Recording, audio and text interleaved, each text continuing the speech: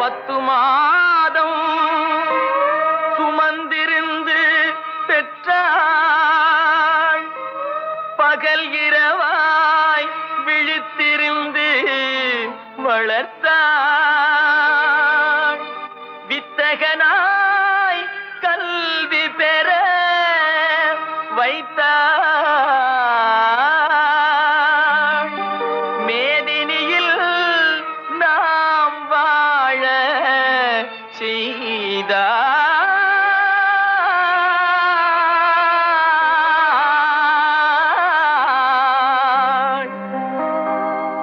அன்னையை போ